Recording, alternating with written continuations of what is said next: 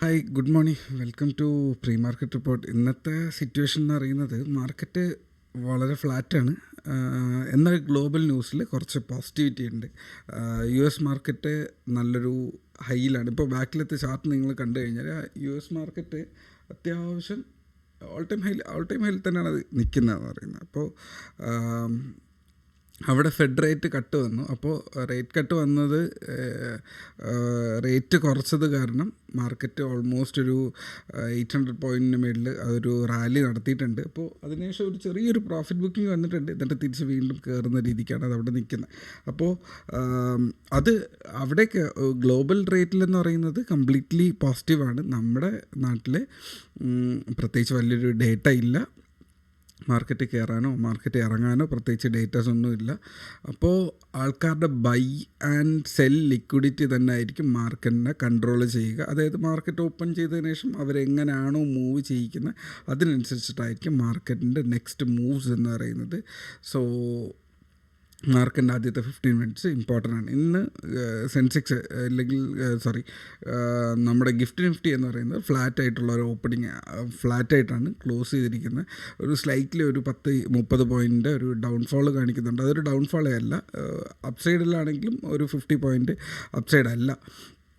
അപ്പോൾ flat opening നമ്മൾ ഇന്നലെ നിന്ന് അതേ ലെവലിൽ ഓപ്പൺ ചെയ്ത്, അതായത് വെള്ളിയാഴ്ച നിന്ന് അതേ ലെവലിൽ ഓപ്പൺ ചെയ്ത് തിരിച്ച് മാർക്കറ്റിന് ഒരു ഡിസിഷൻ എടുക്കാൻ ശ്രമിക്കുക എന്നുള്ളതായിരിക്കും. അപ്പോൾ ഇത് ഏതാണ്ട് നമ്മുടെ മാർക്കറ്റ് ഈ കഴിഞ്ഞ ഒരാഴ്ചക്കിടയിൽ കിട്ടിയ ഒരു പോസിറ്റിവിറ്റി കംപ്ലീറ്റ്ലി ഡ്രെയിൻ ഔട്ടായി തിരിച്ച് വീണ്ടും സൈഡ് വേസ് വന്നിട്ടുണ്ട്. ആ ഒരു പോസിറ്റിവിറ്റിയുടെ ലോ എത്തി നിൽപ്പുണ്ട്. അപ്പോൾ ഇനിയൊരു ഗ്യാപ്പിൻ്റെ ഡിഫറൻസ് മാത്രമേ അവിടെ ബാക്കി കിടക്കുന്നുള്ളൂ. സോ ഇതൊരു ഏറ്റവും ഇമ്പോർട്ടൻ്റ് ആയിട്ടുള്ള സപ്പോർട്ട്, ഇത് ഈ ഒരു ഏരിയ എന്ന് പറയുന്നത് ഇമ്പോർട്ടൻ്റ് ആയിട്ടുള്ളൊരു സപ്പോർട്ടായിട്ട് നമുക്ക് എടുക്കാം.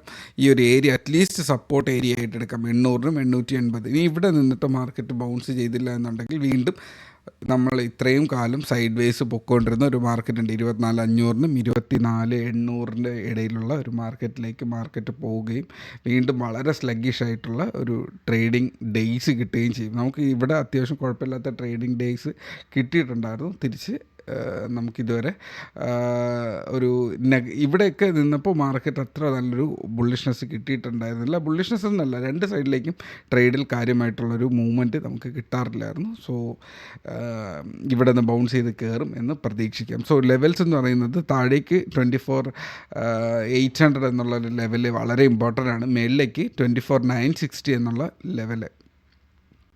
ഓക്കെ, 960 എന്ന് പറയുന്നത് ഈ സെൽ ഓഫ് വരുന്നത് ആ ഒരു സ്ഥലത്ത് നിന്നിട്ടാണ്. അപ്പോൾ തിരിച്ച് വന്ന് ഇവിടെ വരുമ്പോൾ ഇതുപോലെ ഒരു ഏരിയ ഞാൻ കാണിച്ചു തരുന്ന കൃത്യമായിട്ടുള്ള ഏരിയാസ് മാത്രമാണ്. ഈ ഒരു ഏരിയയിലെത്തുമ്പോൾ 25,000 25,040 മേളിലൊക്കെ വന്നു കഴിഞ്ഞാൽ മാത്രമേ ഇവിടെ നിന്നൊരു സെല്ലിങ് വന്നിരുന്നത് അല്ലേ, ആ ഒരു സെല്ലിങ് ഈ ഒരു ഏരിയ സപ്പോർട്ട് എടുത്ത് തിരിച്ച് കയറിപ്പോയ ഒരു ക്യാൻഡിൽ സെല്ലിങ് വന്നു. തിരിച്ച് അതുപോലെ സപ്പോർട്ട് ഇവിടെ എടുത്തു. തിരിച്ച് ഈ ഒരു ലെവൽ ബ്രേക്ക് ചെയ്തതിന് ശേഷം അപ്പോൾ ഈ ഒരു ലെവൽ നിങ്ങൾക്ക് മാർക്ക് ചെയ്ത് വെക്കാം. ഓക്കെ, ഈ ഒരു ലെവലെന്ന് പറയുന്നത് ഇമ്പോർട്ടൻ്റ് ആയിട്ടുള്ളൊരു ലെവലായിട്ട് എടുക്കാം. സോ ഇതിന് മേളിലേക്ക് വന്നു കഴിഞ്ഞാൽ ഈ മേളിലേക്ക് വരുന്ന ലെവൽസിൽ 960 ഉണ്ട്, 25,000 ഉണ്ട്, 25,100 ഉണ്ട്. 25,100-ന് മേളിൽ ഇതിന് മേളിൽ കയറി 25,100-ന് മേളിൽ കയറി ഡീസൻറ്റ് നമ്പേഴ്സ് കിട്ടിയാൽ നമുക്ക് മേളിലേക്കുള്ളൊരു ട്രെൻഡ് കിട്ടും. താഴേക്ക് വന്നു കഴിഞ്ഞാൽ ഇത് 800-ഉം ബ്രേക്ക് ചെയ്ത് കഴിഞ്ഞാൽ ഒരു 780-ൻ്റെ താഴെ അത് വീക്കാവും. 660 ആയിരിക്കും അടുത്ത ടാർഗറ്റ്സ്. ഈ കാണുന്ന ഈ ഒരു ഏരിയയിലായിരിക്കും അടുത്ത ടാർഗറ്റ് എന്ന് പറയുക. ഓക്കെ, 660, 600 അടുത്ത താഴേക്കുള്ള ലെവൽസ് എന്ന് പറയുന്നത്. പ്രത്യേകിച്ച് ഈ എന്താണോ മാർക്കറ്റ് ഓപ്പൺ ചെയ്തത് അതിനനുസരിച്ചിട്ട് നമുക്ക് ഡിസിഷൻ എടുക്കാം. മാർക്കറ്റിൽ ഞാൻ ഉണ്ട്, ലൈവിൽ മാർക്കറ്റിൽ ഞാനുണ്ടാവും. അത് മാർക്കറ്റിൻ്റെ മൂവ്മെൻറ്റത്തിനെ കുറിച്ചിട്ട് ഞാൻ അപ്ഡേറ്റ് തന്നേക്കാം. ഓക്കെ, വേറൊന്നുമില്ല. ക്രൂഡ് ഓയിലിൻ്റെ ഡേറ്റാസ് ഗ്രൂപ്പിനകത്ത് ഇട്ടിരിക്കാം.